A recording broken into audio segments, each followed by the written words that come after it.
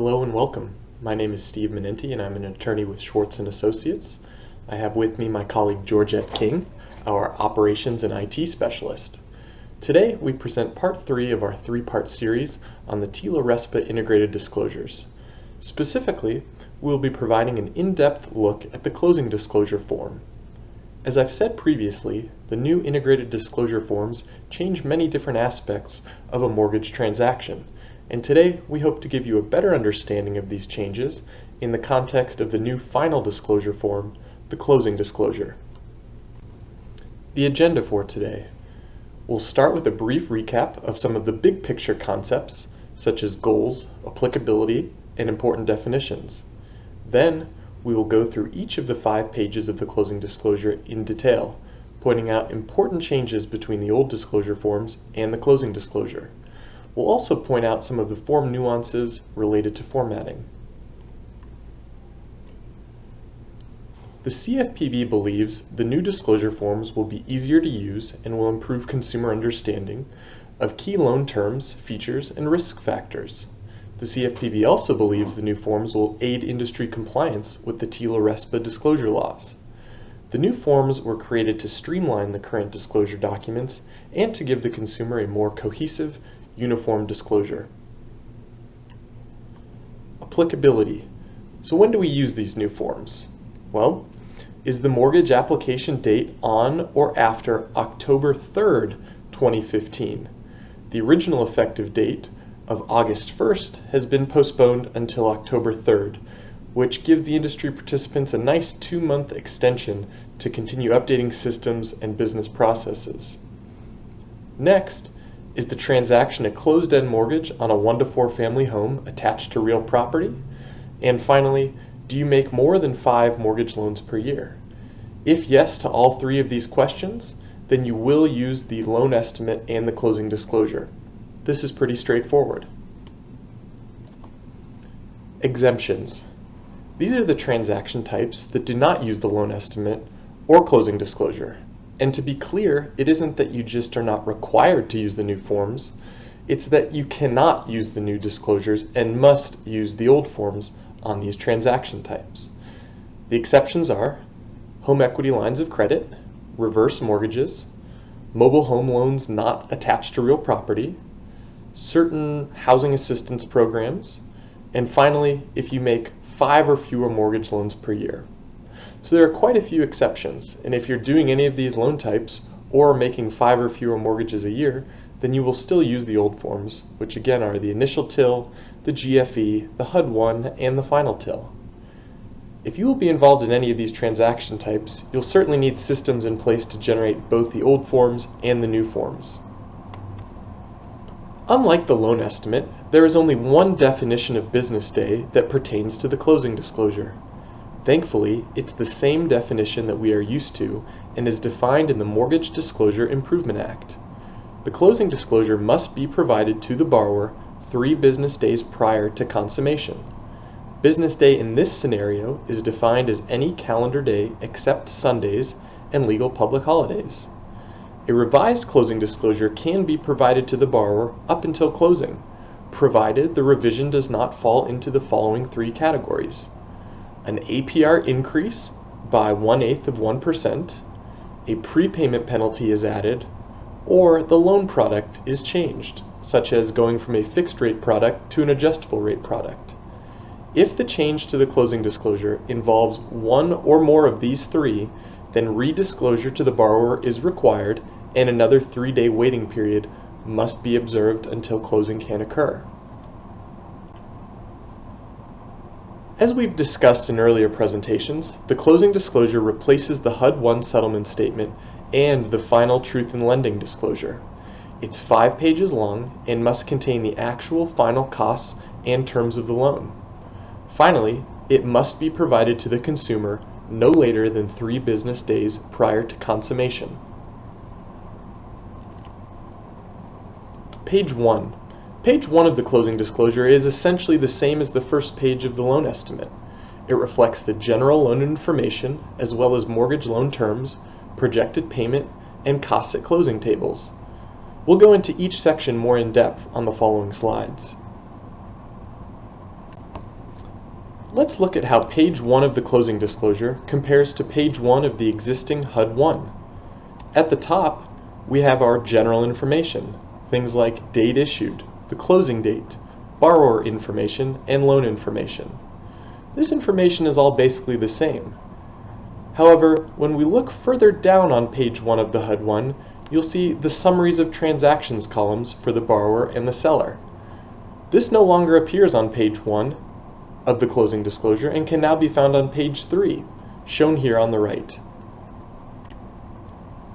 General information. Let's take a closer look at the top section of page 1. Here we have general information related to the transaction.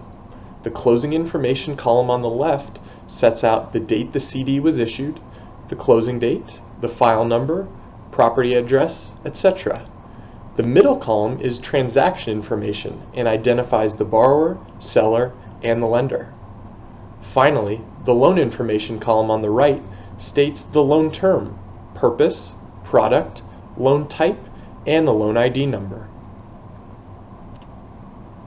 Alternative versions will have different language if there is no seller or sales price. Here you can see how the general information section on page 1 will change depending on the transaction type. In the first example, you'll see that for a purchase transaction, sale price will be displayed in the left column. If the transaction does not have a seller and has had an appraisal, appraised property value will be displayed instead of sales price. If there has not been an appraisal, estimated property value will appear. Again, this illustrates how these new forms change dynamically depending on the transaction type. The loan purpose must be identified in the general information section, and the CFPB allows only one of the following 4 loan purpose types to be used. The definitions may not be intuitive or as straightforward as what you're used to. On the next slide, we will go through a few examples. We will start here at the top and work our way to the bottom to determine the purpose of a particular loan. First, purchase. The loan will be used to finance the property's acquisition. Next, refinance. The loan will be used for the refinance of an existing obligation, even if borrower is getting cash out. Next, construction. Loan will be used to finance the initial construction of the dwelling. And finally, home equity. Loan will be used for any other purpose not described above. And again, we start at the top of the list and work our way down to determine the loan purpose. This slide shows a few examples of how loan purpose classification works and how a loan's stated purpose for the new disclosure forms may not necessarily match what we're used to in the industry.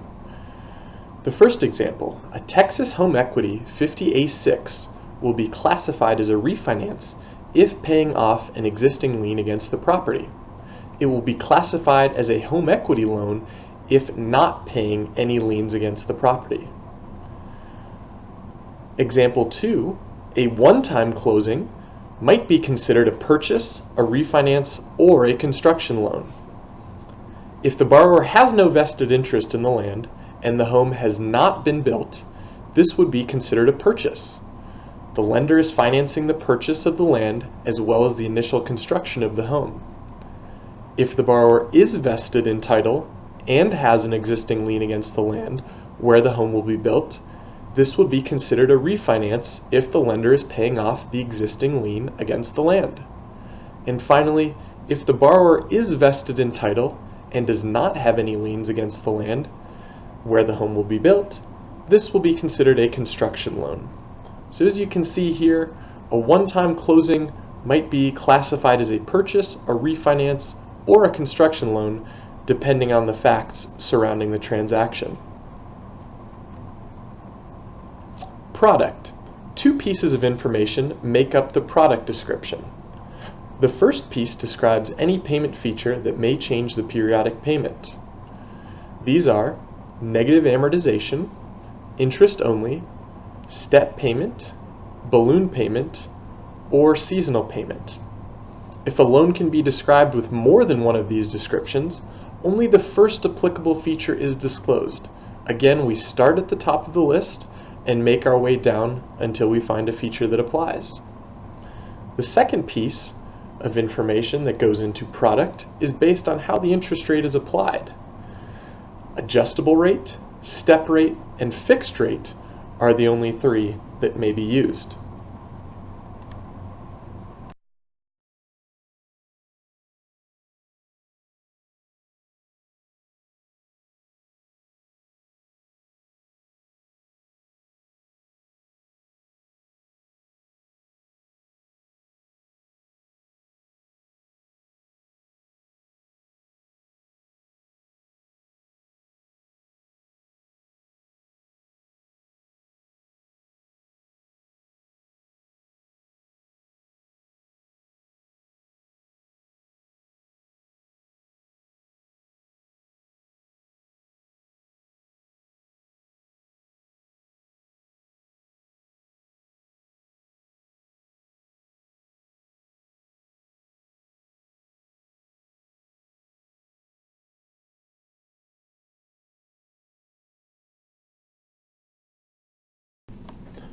Now, let's move on to loan terms, the next section on page 1 of the closing disclosure.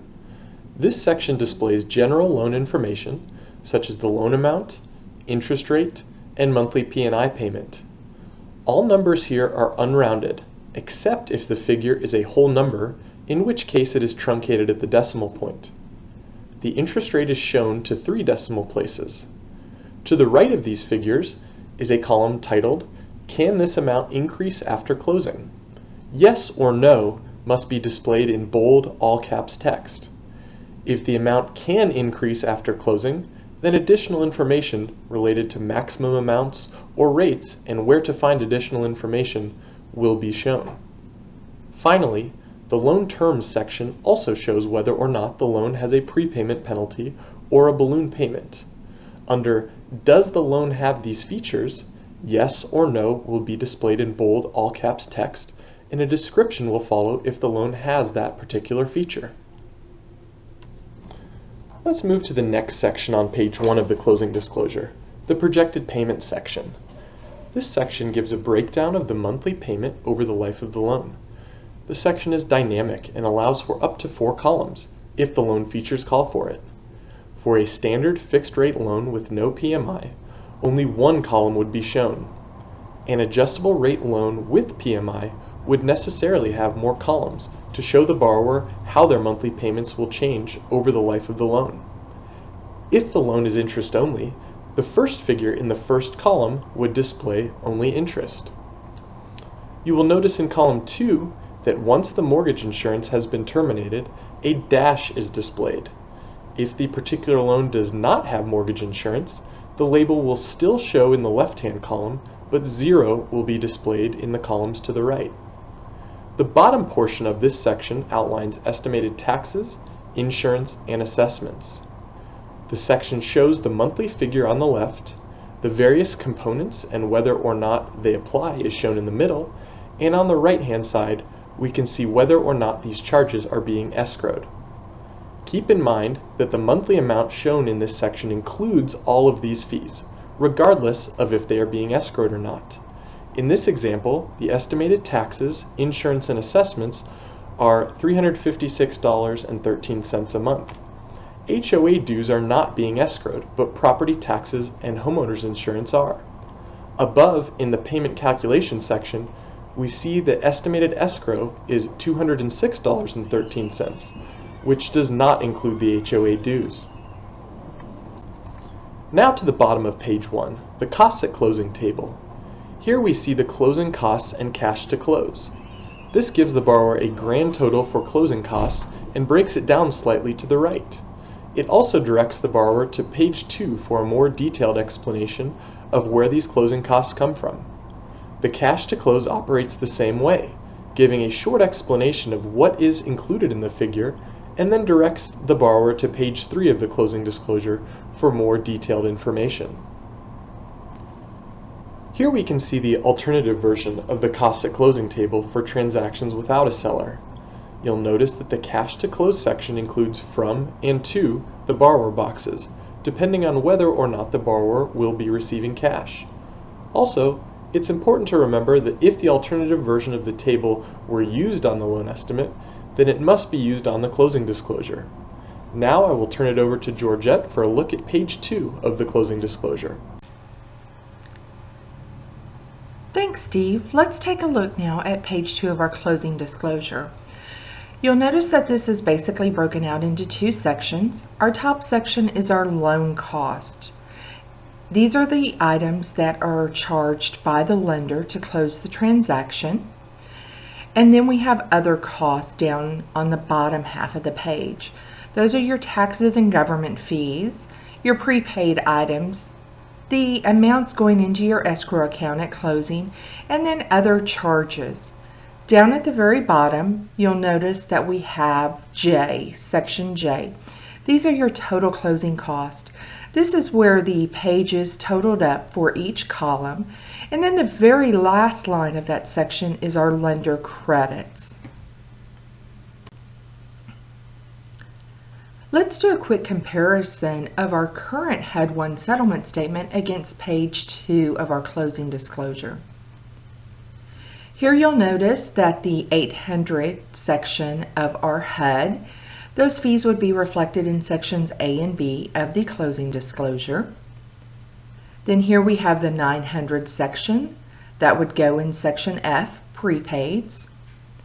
The 1000 section is our section G, the initial escrow payments at closing. These are the items that you're collecting to go into your escrow account. The 1100 section, that would compare against section C. The 1200 section, those are your taxes and other government fees that you would see in section E. And then last, the 1300 section. Those are typically the items you will see in section H of page 2 of the closing disclosure. That is your other section. Let's talk now about the details of page 2 of our closing disclosure. Most of them are the same as we saw in our loan estimate. One exception to that is the number of fees that can be reflected in each section. If you remember on the loan estimate, we were limited to the number of fees that were allowed in each section. On your closing disclosure, the number of fees is unlimited. The only exception to that is section F, which is limited to 7 lines.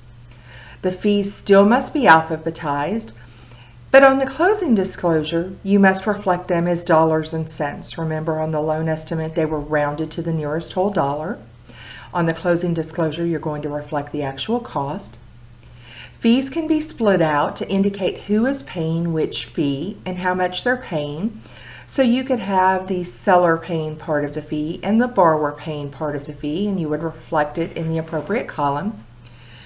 Fees that are components of title insurance or for conducting the closing must still have the label of title with the dash preceding the fee description. And any items disclosing premiums paid for separate insurance, warranty, guarantee, or event coverage insurance must reflect a parenthetical description of optional at the end of the label. Those last 2 items, those are still the way they were reflected on the loan estimate, and that must be followed on the closing disclosure as well. Let's look at each section briefly on page 2 of the closing disclosure. Let's start with section A, origination charges. The very first line under section A must reflect the amount of points being charged on the loan. That's a hard-coded description and must always be reflected, but if it's not being charged, it can be left blank. This fee is the amount paid by the consumer to the creditor to reduce the interest rate. You must reflect the percentage that's being charged on the fee description line, and then of course the amount that's being collected in the appropriate column. Loan officer compensation from the creditor to a third-party loan originator would be designated as paid by others in that last column there on the right. A designation of L in a parentheses can be listed with the amount to indicate that the creditor is paying that compensation at consummation. Now we have section B, services you cannot shop for. This section would include any fee that's to be paid by the consumer for settlement services for which the consumer cannot shop and are paid to parties other than the creditor or mortgage broker. So you'll notice in this list you see appraisal and credit report fees along with a few others.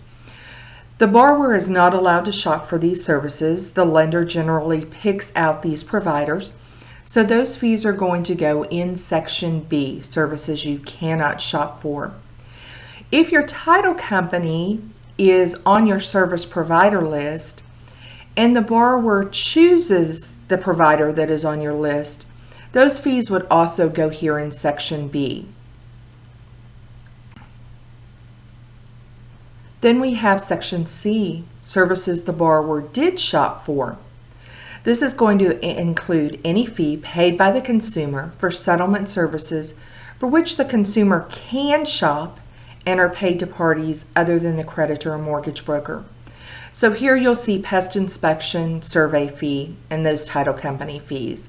So in this scenario, we assume that you provided a service provider list to the borrower for the title services or survey and pest inspection, and the borrower chose someone that was not on your list. So therefore they go under services the borrower did shop for. Here we have Section E, taxes and other government fees. The recording fee that's reflected on line 1 is a hard-coded line. It will always be reflected on the form. If it's not charged, the amount can be left blank. But an interesting fact about this is all of your recording fees will go on one line. They're not split up. The only two items that are really itemized for recording fees are your deed and mortgage. You'll see those on the fee description line. So it is possible that the total you would see in the borrower column wouldn't add up to just those two items for deed and mortgage. If you had additional recording fees, say for a power of attorney, you would add that in. So it's possible that that total in your borrower column might be $105 if your POA recording fee was an additional $20. So I think that's going to bring up a lot of questions with the borrowers about why that total doesn't always match. And then the next item in that section will be your transfer taxes. Moving on now to Section F, prepaids. This section is an itemization of each item that will be paid in advance of your first scheduled payment. So if you're collecting homeowners insurance on a purchase transaction for the first year of the loan, this is where you're going to reflect that premium. A maximum of 7 items can be reflected in this section. 4 of those are hard-coded, and they must be reflected regardless of whether or not they're being collected. You'll see those items: homeowners insurance, your mortgage insurance premium, prepaid interest, and property taxes. You can list an additional 3 items under those 4 hard-coded in this section. And each item must reflect the time period covered as well as the amount being paid at closing. So you'll notice on homeowners insurance, we're collecting 12 months of homeowners insurance at closing in the amount of $1,209.96. Next is Section G, initial escrow payments at closing. This section is an itemization of each item that will be placed in the escrow account to be applied to reoccurring periodic charges. So again, this is just like we saw in Section 1000 of our current HUD 1 settlement statement. These are the amounts that are being collected to place into the escrow account so that they can be paid in the future. There are again 3 hard-coded items that must be reflected in this section regardless of being charged, and again they can be left blank if they're not being collected. The aggregate adjustment must be reflected on the very last line of this section. And each item being collected must include the number of months being collected as well as the amount for each month that's being paid. And then you'll see that those items total up in the appropriate column to be collected at closing.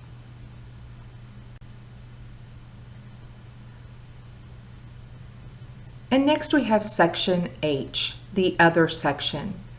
Basically, this section is an itemization of charges in connection with services that are required or obtained during your transaction that are not listed in other sections. You'll see some fees payable to your homeowners association for different services, your home inspection fee. Your real estate commission would be reflected in this section. It was previously in your 700 section on your HUD. And then the last item here, you'll notice that title, owner's title insurance optional. Since this fee is not required by the lender generally, it's going to be reflected in section H. So these are those items that are not required by the lender but are being purchased for the transaction. And now we've made it to the last section on page 2 of the closing disclosure, section J, your total closing cost. You'll see the first line there on section J is the total closing cost borrower paid. So that totals up the items collected at closing as well as any items paid outside of closing. So that $29.80 there, that's the POC item. The next two columns, or the next line there, is your closing cost subtotal.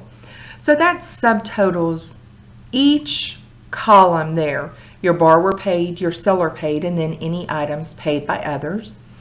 And then the last line there is for lender credits. That will include lump sum lender credits as well as credits to cover cure violations. And I'm going to show you an example of that here in just a moment on your next slide.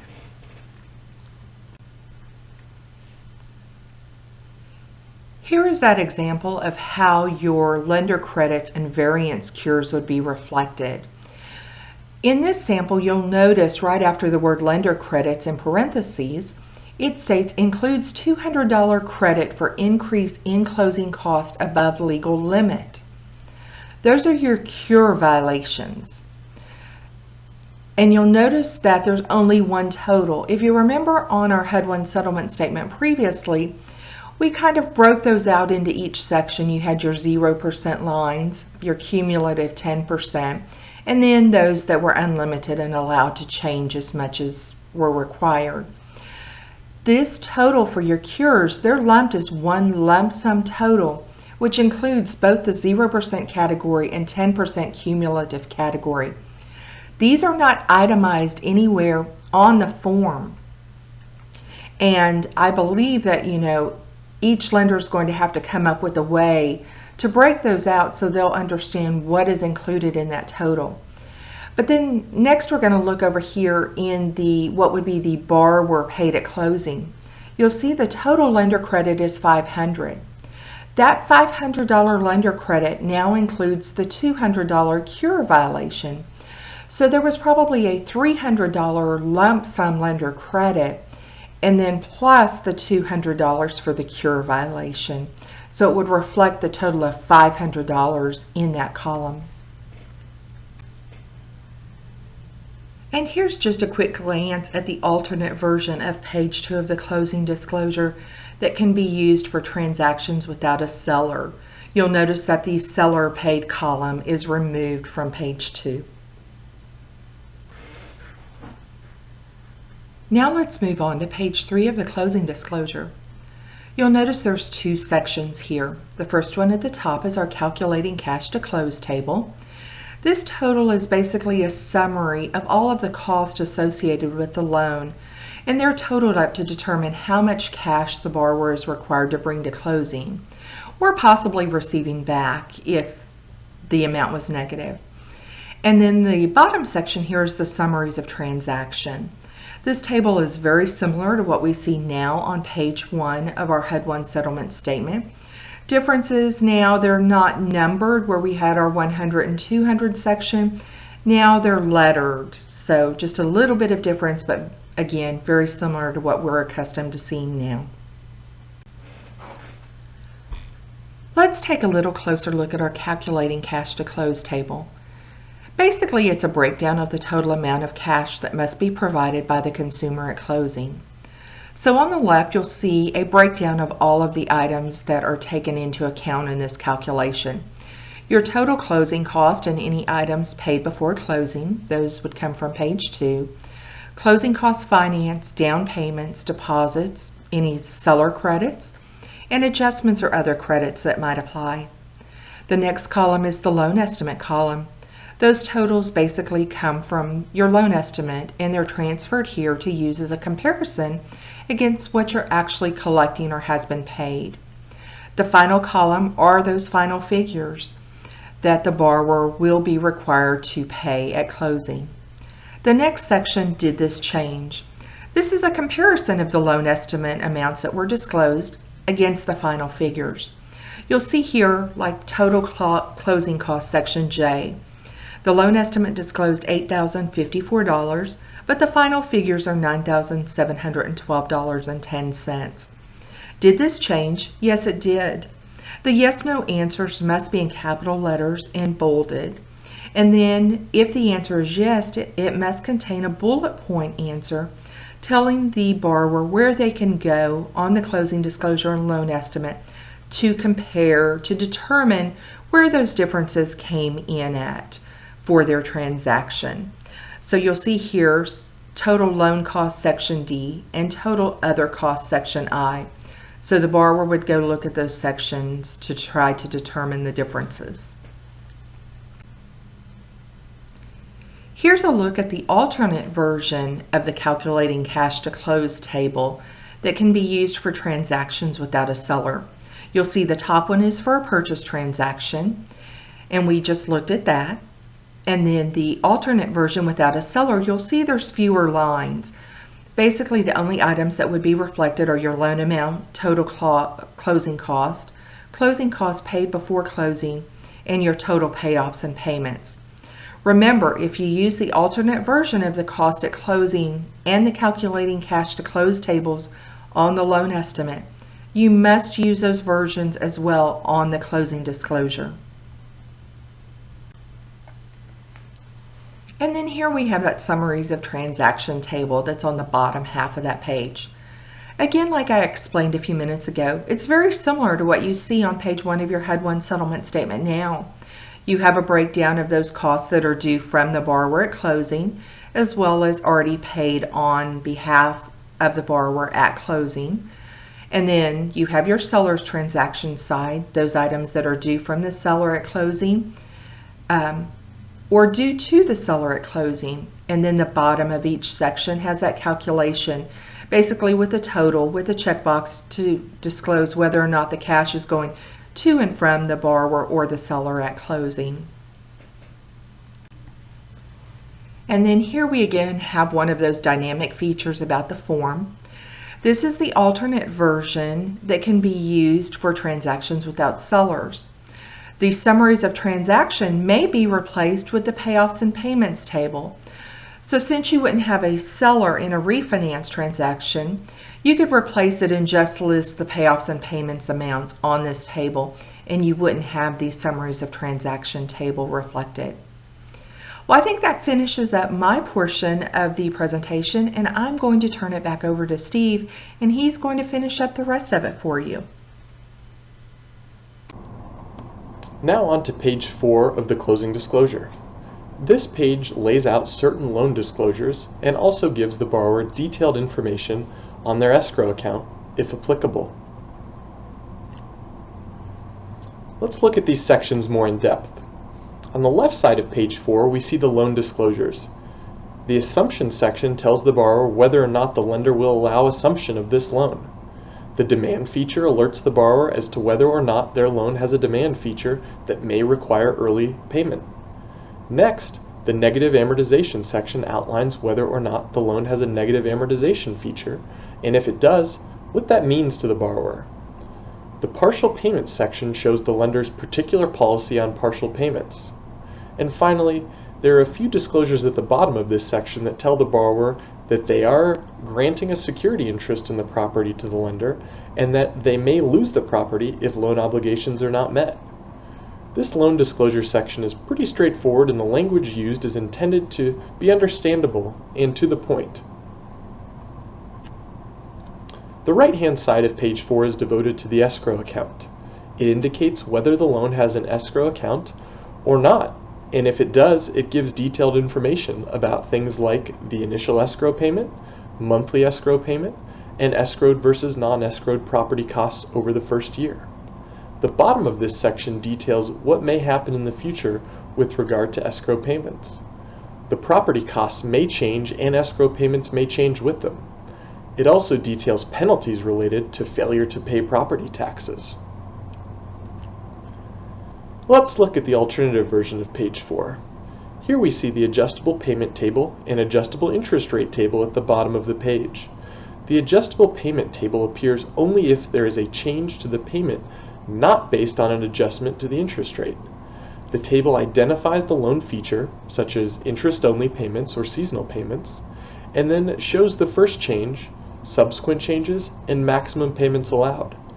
Similarly, the adjustable interest rate table only appears on this page if a change in the interest rate after closing can occur, such as when the loan has an adjustable rate feature.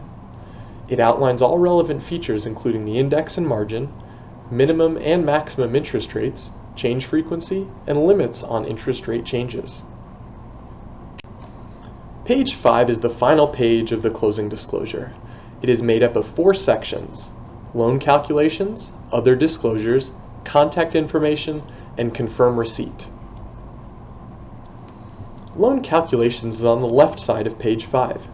It contains the loan figures that the CFPB chose to emphasize. These figures will all be unrounded. The total of payments figure includes all interest, principal, mortgage insurance, and loan costs over the life of the loan. The finance charge is the dollar amount the loan will cost the borrower.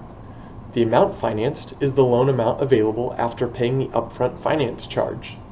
Next, the APR, which is the costs over the term of the loan expressed as a rate. No changes have been made to how the APR is calculated.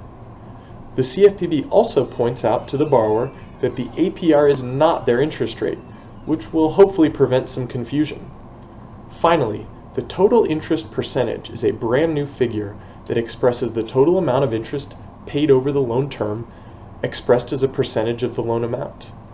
In this example, the TIP is 69.46%. This is not an intuitive figure, and lenders will have to carefully explain what this figure means to the borrower. The Other Disclosures section, found on the right side of page 5, gives the borrower additional disclosures. The appraisal disclosure gives the borrower information related to receiving a copy of their appraisal. The contract details section refers the borrower back to their note and security instrument for information related to default, early repayment, and prepayment. Next, liability after foreclosure tells the borrower whether or not their state protects them from liability for the unpaid balance of the loan in the event of foreclosure. The refinance section tells the borrower that there is no guarantee they can refinance the loan in the future. And finally, the tax deductions section directs the borrower to consult a tax advisor to learn more about whether or not interest paid is tax deductible. The lower portion of page 5 has contact information for all relevant parties, including the lender, mortgage broker, real estate broker, and settlement agent. All information must be filled in by the lender, if applicable. In this example, there is no mortgage broker in the transaction, so those lines are left blank. You'll notice that the lender is responsible for all contact information for both the borrower's real estate broker as well as the seller's real estate broker. The CFPB wanted to make it easy for borrowers to ask questions during the 3 days between receiving the closing disclosure and the closing, and this information should make it easier for the borrowers to accomplish this. Finally, we come to the last section of the closing disclosure, the confirm receipt section. This section is actually not required, and it is the lender's choice as to whether or not this section will appear on the closing disclosure. This is only evidence of receipt, and signing does not obligate the borrower to accept the loan. Lenders may have other methods or procedures to confirm receipt, especially if they are giving the closing disclosure to the borrower electronically. If the confirm receipt section is not included, then a statement in Other Disclosures will appear saying, "You do not have to accept this loan because you have received this form or signed a loan application." This concludes our presentation. We thank you for listening and hope this helped shed some light on the closing disclosure. please feel free to contact us with any questions or comments you may have. You can reach us by the email addresses and phone number shown here. Also, the CFPB has put together a nice set of resources on their website, and we encourage you to take a look at these materials for even more information. Thanks again, and I hope you have a great day.